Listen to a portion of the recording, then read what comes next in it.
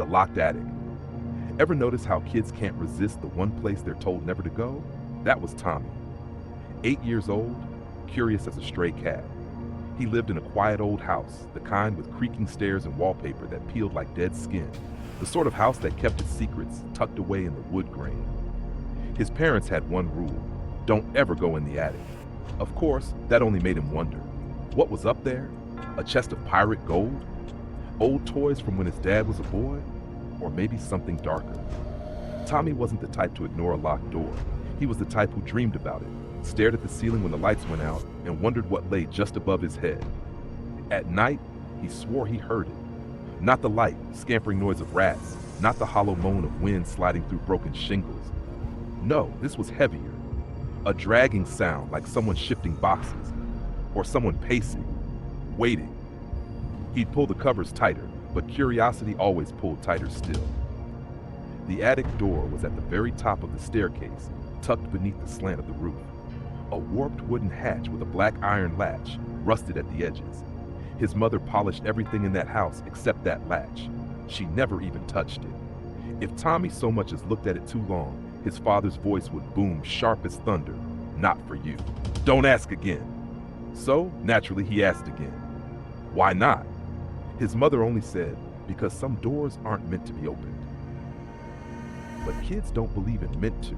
They believe in what if. And Tommy's what if grew louder every night, especially when the noises above shifted closer, pressing down on the ceiling.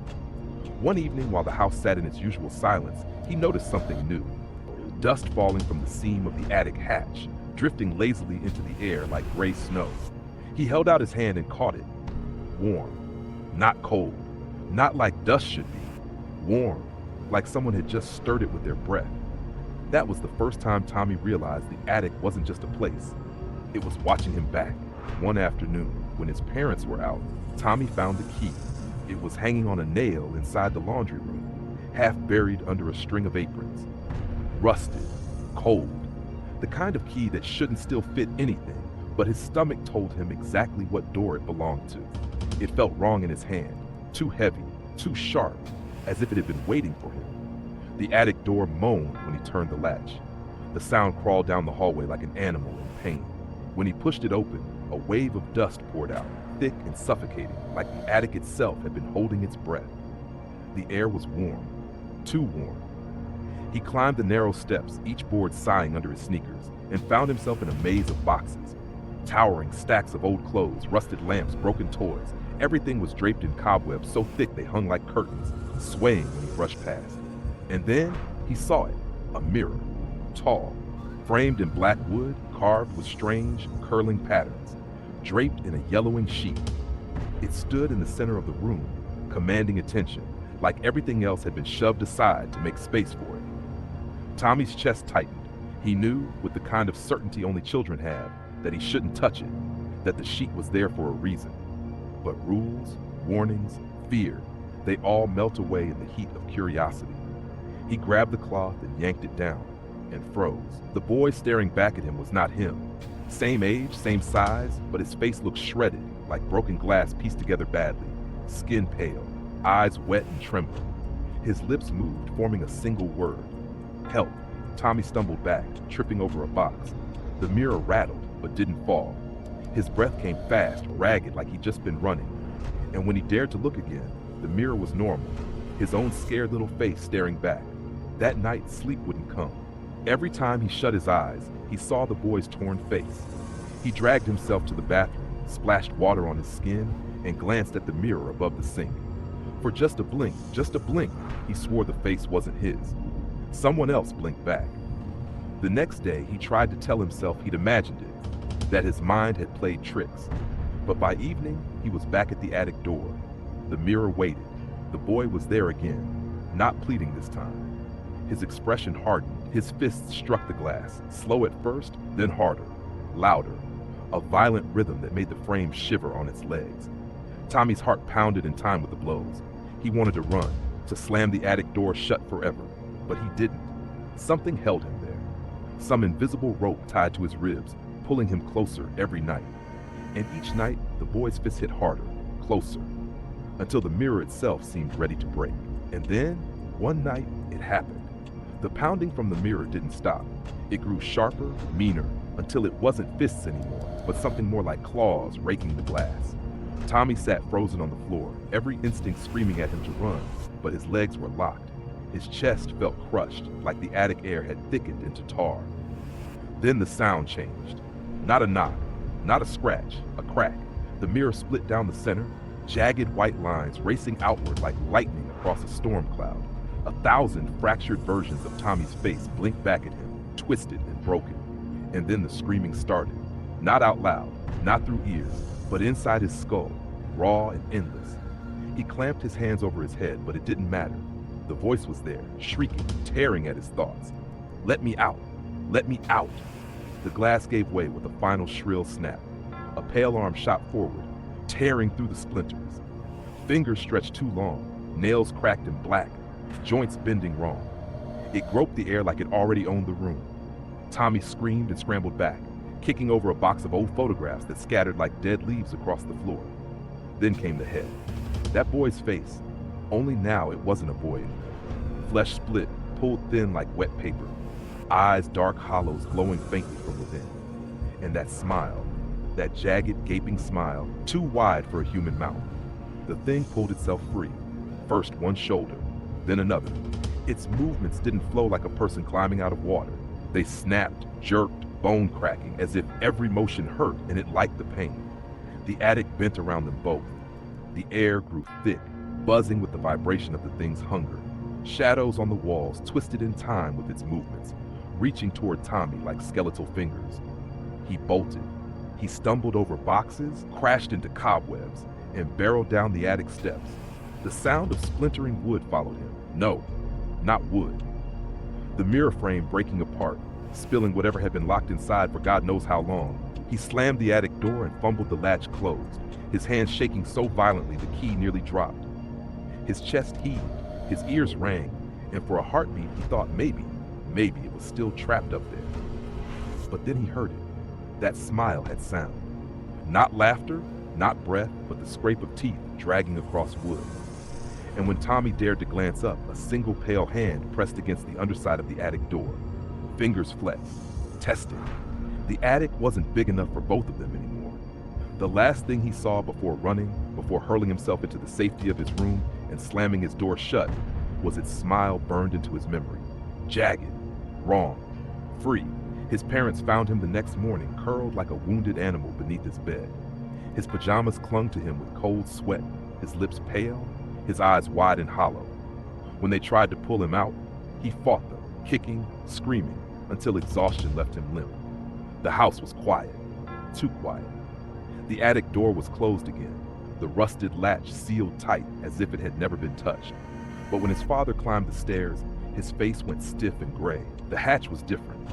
New nails hammered into the wood, as if the house itself had tried to bury the doorway overnight.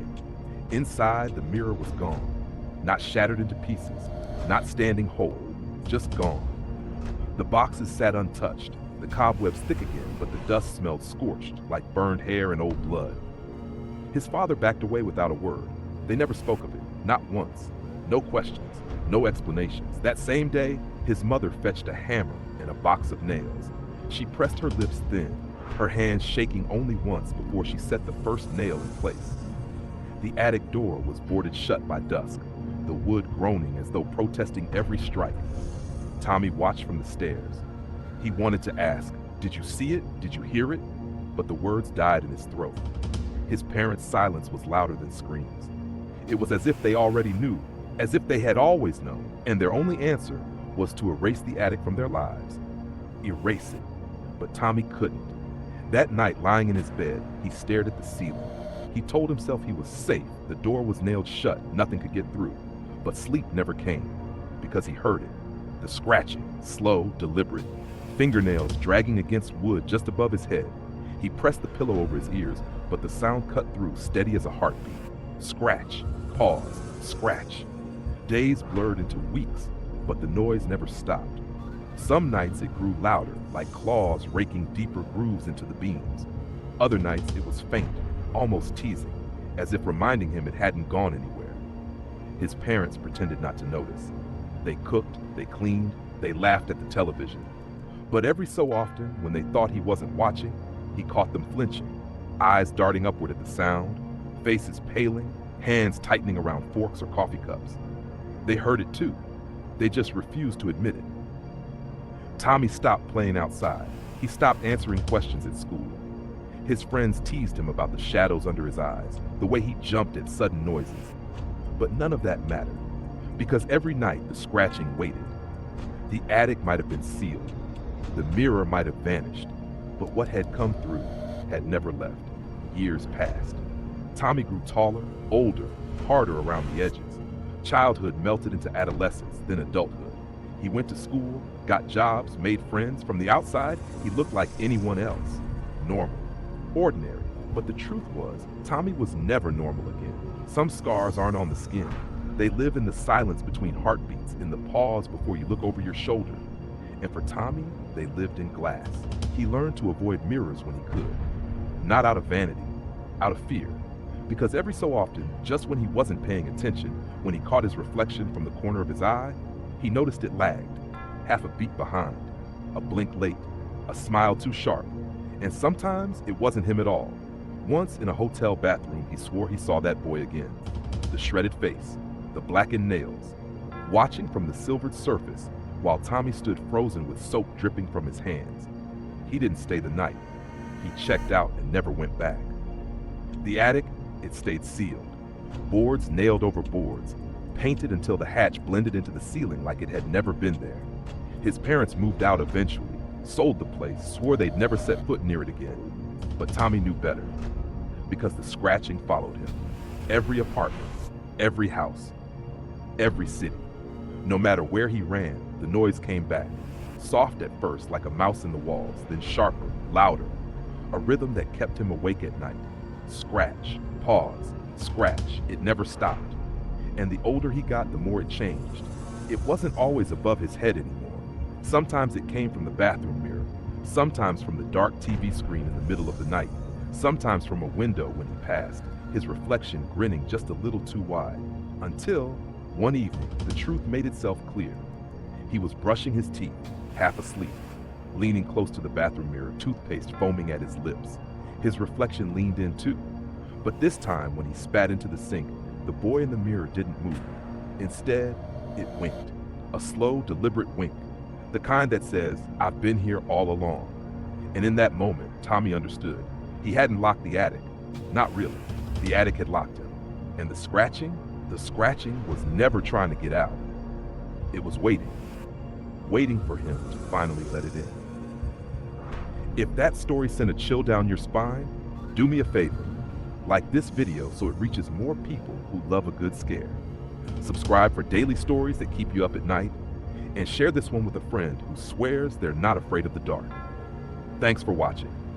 Another story is waiting for you right here on your screen. I'll see you back tomorrow.